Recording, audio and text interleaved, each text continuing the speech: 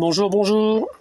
Voilà, je vous fais juste, c'est même pas un tuto, hein, c'est juste une petite info concernant les Shinasto Webasto.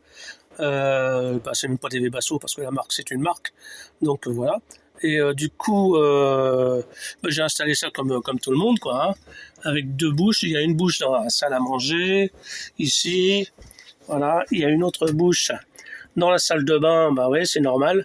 D'un autre côté, quand tu vas au ski, il faut bien quand même que tu puisses prendre des douches au chaud, quoi. Voilà.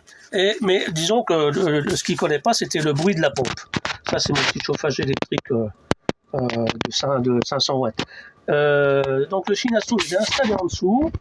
Voilà. Hop. Hop. Je l'ai installé en dessous, on va mettre un peu de lumière. Voilà. Alors il est là, hein. C'est un Vevor. Je veux pas de marque, mais quand même c'est pas mal. Mais la pompe que j'avais installée donc ici, voilà, je l'avais fixée sur cette petite patte là, avec le truc qui était branché, qui était fourni avec, mais ça, en fait, c'est le caoutchouc qui est fourni avec, qui transmet le bruit au bois, quoi. Voilà. Alors du coup, la pompe, déjà j'ai changé la pompe, j'ai pris une pompe silencieuse qui coûte pas très cher à sa zone, hein. Voilà, pour ne pas les nommer. Je sais pas, de toute façon c'est même pas la peine que je vous mette un lien. Il y en a plein qui ont fait ça mieux que moi, donc voilà.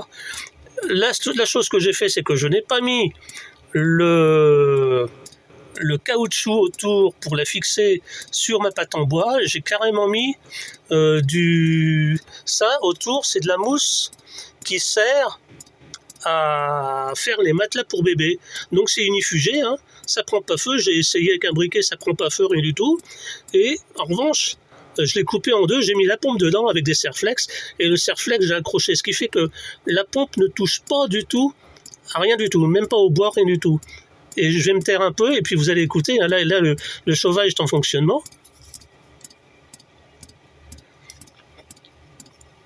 Je ne sais pas si vous entendez quelque chose, mais c'est très peu. Et en plus, moi j'ai une plaque en plus à mettre qui vient se remettre devant ici, là. Vous voyez, qui vient fermer ce petit jour, là. Donc, franchement, là, je l'entends même pas, quoi. Et donc, ce que j'ai pris, c'est ça.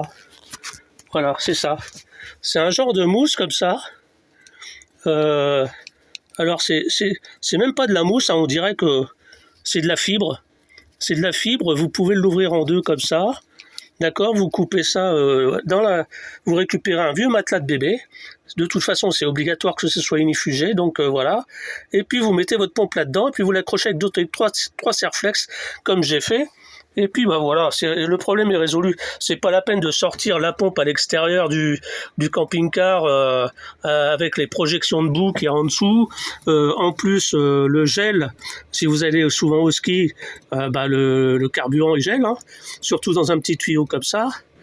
Donc, faut mieux garder la pompe à l'intérieur. Comme ça, vous avez moins de problèmes, quoi. Voilà ce que j'ai trouvé. Bon, il y en a d'autres qui ont fait beaucoup mieux que ça, mais moi, voilà, j'ai trouvé mon petit truc, ma petite astuce, et ça fonctionne, et je voulais vous en faire part. Voilà, je vous remercie, et bonne route, à bientôt.